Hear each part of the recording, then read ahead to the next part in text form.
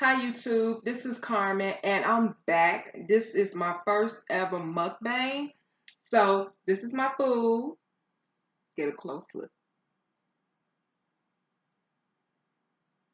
And my chicken came out right, which is the baked barbecue fried chicken. So it's story time. And today what I'm gonna talk about is when I got pregnant at 13 going on 14. It was so crazy because I didn't know. And I believe I lost my virginity at 13. So it was doing good. I hid that pregnancy. And what was crazy, in my heart, I knew I felt it's like I blamed myself because I felt like I did something wrong. And I got to praying to God when I lost my virginity. So months went by, a month went by, and I lost my period. Well, not lost it, but it stopped. And I'm like, okay, I never missed a period. Never.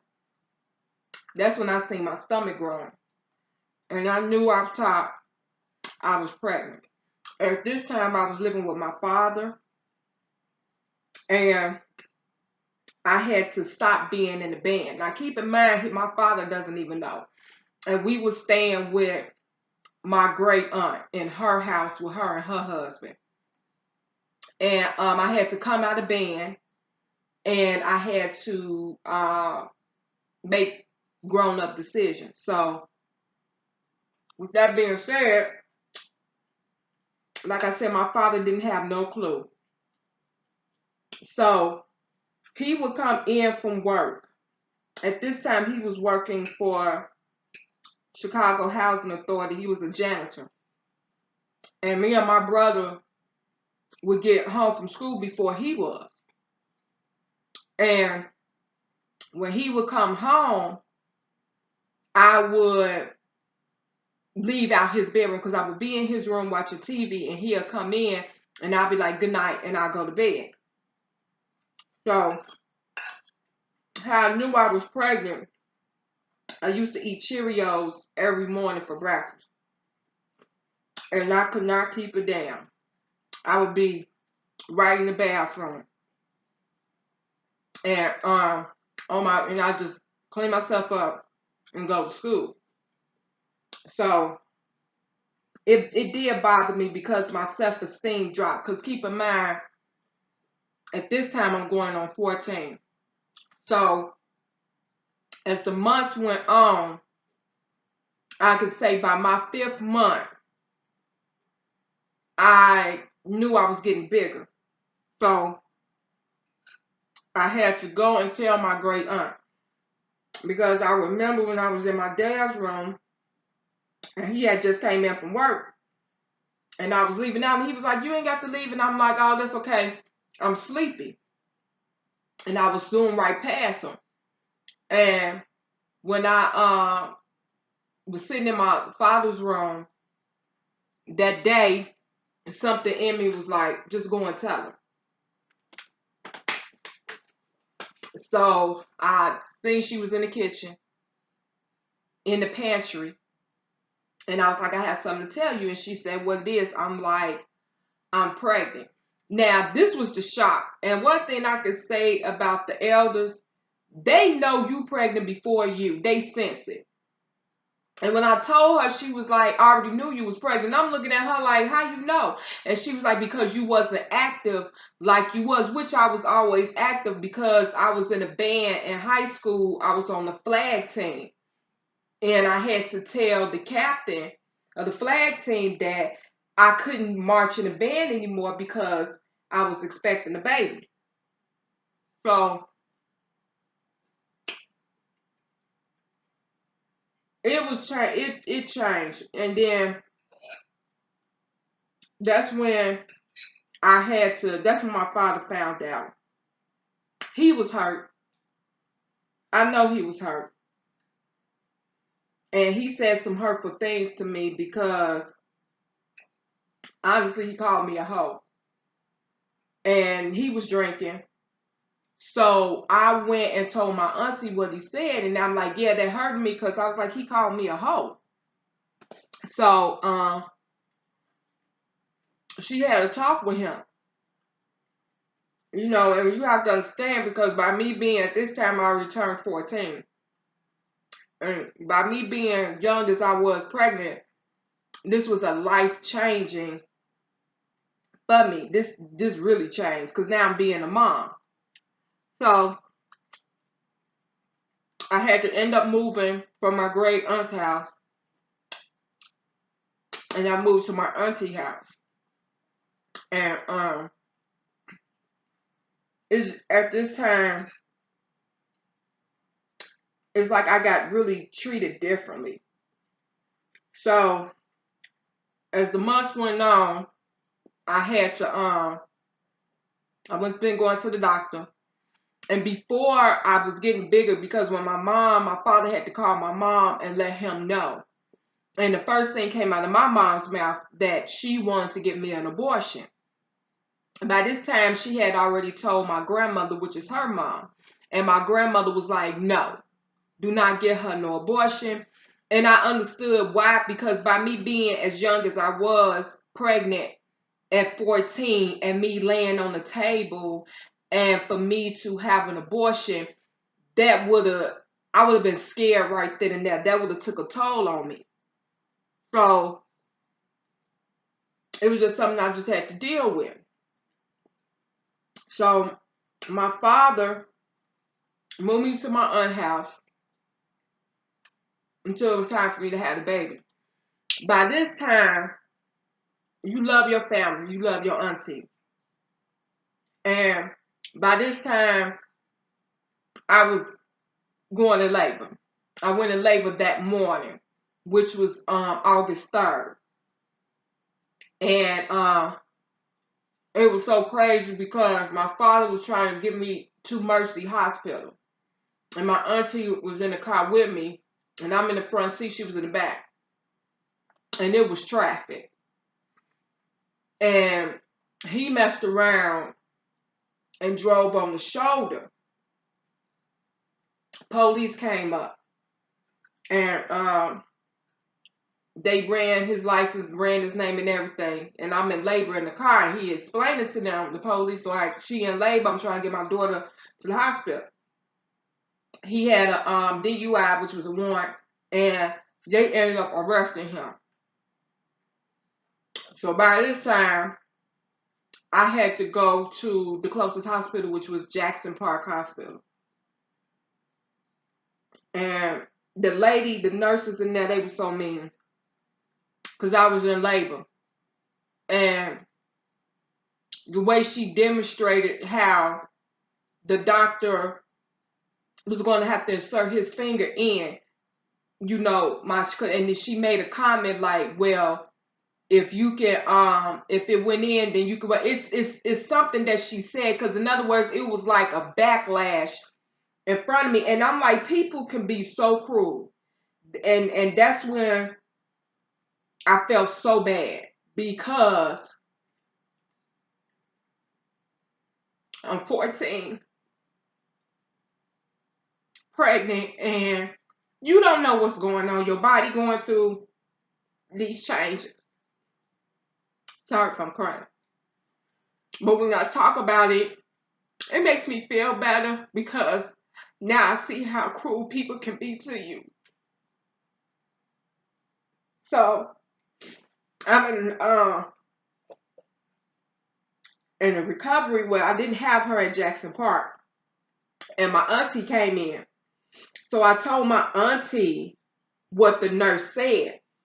And my auntie is, if you have an auntie in your family, they got a mouth on her that will put somebody in your place, that was my auntie.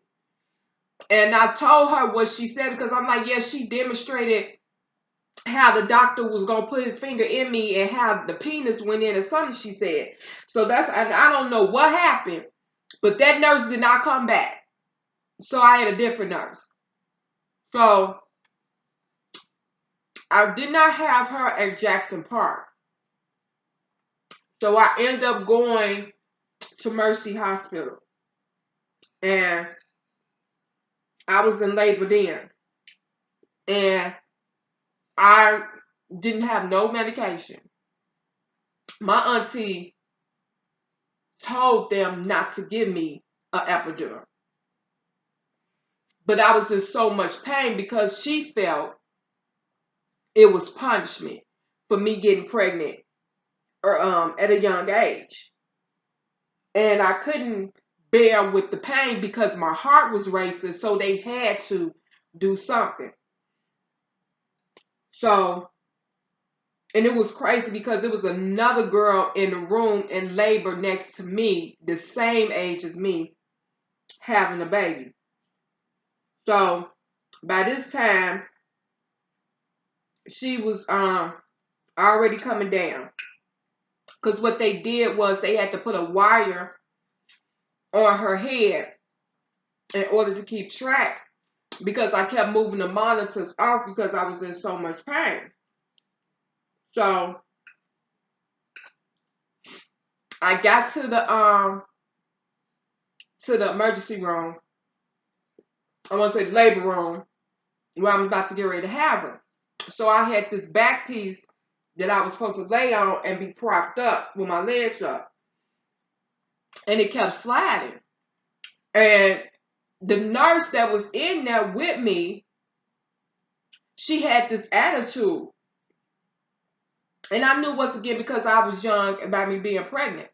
So she kept pushing the pillow like, you have to sit up. You have to prop your back up to sit up. And she just had this attitude. And I'm just looking at her like, you cannot be, you don't, nobody have no control over what's going to happen in your life. And, you know, sometimes we try to prevent it from our children because we don't want this and this and this happen. But when our children get out into the world and they start experiencing it for themselves, it's a learning lesson to them. So it was a learning lesson to me, but it was just the cruelty I was getting because the way the nurse was treating me. So by this time I'm pushing, and I had to push down, and I finally had her. I had her at midnight, August 4th. So I was in labor from that morning all the way up to the next day with her.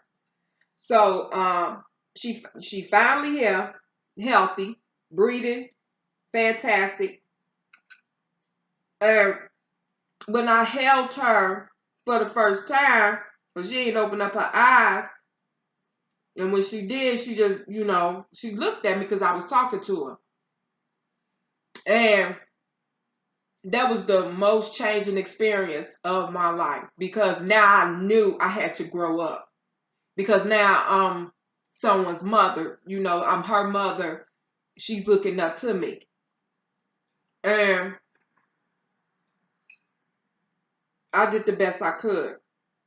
My grandmother at the time was still living. She had to talk with me because she knew I was feeling some type of way because of me having her so young. So she called me in the room and she was like, I want to talk to you. And she was like, I want to tell you something. So she was like, I don't want you to be ashamed of anything. And she was like, because I was young too when I had your mom. And when I looked at her, I'm like, what you know? And she was like, I understand what you're going through. And my grandmother was 13 when she had my mom. And at them times, if you look at the time frame, I can imagine what she went through versus my time frame, what I went through. So it was like changing, you know, for the both of us. You know, everybody's not perfect. You know, we are curious. We want to know what this do, what that do. And this does not make me a bad person. It's just that I wasn't protected. Oh, yes, I was. I take that back. I was protected. The condom broke. The condom broke. So, chicken's so good.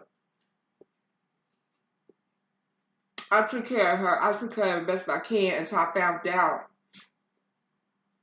that my auntie was lying on me because she felt that I wasn't fit to take care of a child of my age by me taking care of a baby. And I did everything the best I could. And, I still love my auntie, but she was just so cruel to me. And my father was paying rent to her as I lived there. So I'm going to school, still in high school, going to school, taking care of baby. Because I couldn't work until my senior year. I wasn't old enough to work. So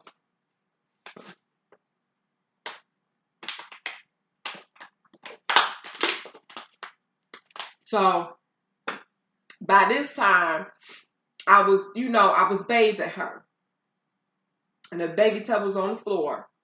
So when you washing the baby's back, I had turned her on her stomach, but I had her like this. And as I'm washing her back, it tickled her back. When she went, I pulled her up. My cousin went and told my auntie that I was trying to drown my child. Really? That's just like if somebody washing your back and you a ticklish person, it's going to tickle you. You going to jump. So why would I want to smother my own kid or drown my own child? So she lied on that one. So my grandmother had my daughter because she wanted to babysit my baby. So I'm like, okay, fine. So I went to go pick her up. And my grandma was like, I want to talk to you. And I'm like, okay. And she was like, be honest with me. Do not lie. And I wouldn't lie to my grandma. And she said, did you try to drown Rochelle? I'm like, no. So I demonstrated on how I was washing her up because I was giving her a bath. I was bathing her. And I had her like this. And I was washing her back. And I told my grandmother, I believe by me washing her back, it tickled her. And she jumped. And when she jumped, her head hit the water and I pulled her up. She said, okay, but she showed me how to do it. She said, from now on, when you're doing that, hold elevator up and wash her back. And it was just so much with my auntie until she got fed up because my father wouldn't give her no more money. And that's when she was that type of auntie that wanted to control everything. So I just, moved with my mom. And I told my mother what made me move with my mom. I told my mom then, by this time I was in my junior year, and I told my mom, I'm about to drop out. I'm going to just focus on raising my daughter and I'm just drop out. And my mother didn't like it, neither did my father like it. So they decided, which my mother decided, to stop working for 2 years in order for me to graduate from high school. And by that time, I made it to my senior year because I was able to bring my grades up. And when I made it to my senior year, I was able to work. That's when they had the work program in high school. And I got my first job at McDonald's. So I was able to leave school, catch the bus, and go straight to work. My parents helped me out a lot with her. Oh God, they helped me out a lot with her. Because I said I was truly blessed. Because I was blessed to have her. Because as much that went on with me, from a child coming up to a teenager, it's like all that stress and grief was pushed away, because now I actually had someone that wasn't going to judge me, that was going to love me back, unconditionally. I took care of, that was my daughter. It was not that I would not take care of her. I took care of her. And I had people, lie on me and say I was doing this and that. This is why you have to be careful what you do around people, what you say around people, because you would be surprised. Even the ones in your family will make up anything about you. Excuse me, anything about you, just to make you look bad and make themselves look good, because they know what they're talking about.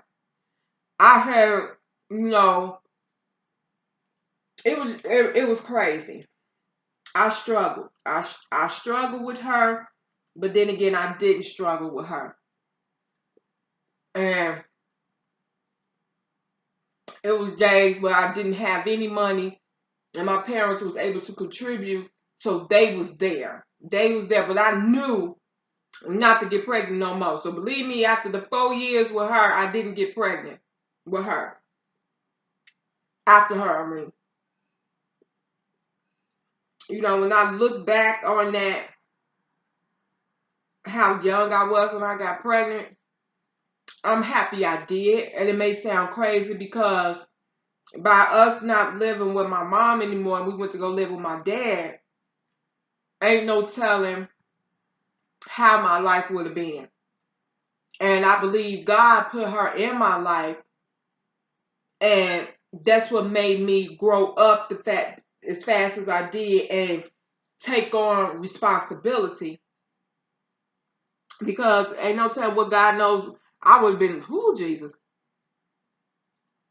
I would have been out there rough. Just, oh God, rough. And that's why I really believe God do things for a reason, for a purpose. He know our life before we even know our own life. So I don't regret having her young. I talk to my daughter every day. She has children, of her own, and she does real good with her kids. So, with that being said, I'm proud of her. I know I've done my best, because a lot of people felt by me having all 4 of my children young, because Rochelle is my firstborn, she's my oldest, that they wouldn't succeed. All 4 of my kids have high school diplomas, including down to my boys. And I was not playing.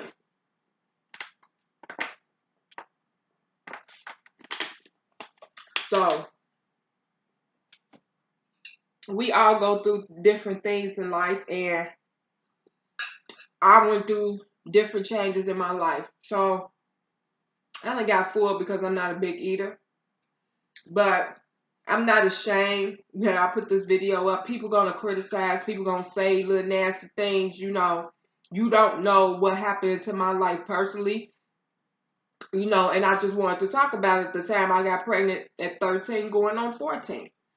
So I hope you guys enjoyed this video, and I want to thank you all for taking the time out. Even the few viewers that I have been getting watching my other videos, I do appreciate you all taking the time out too. So I want to thank y'all. Y'all enjoy y'all weekend. And I'm going to finish eating and probably pass out and go to sleep after eating all this food. So like and subscribe, and I'll see y'all all soon in another video. Bye-bye.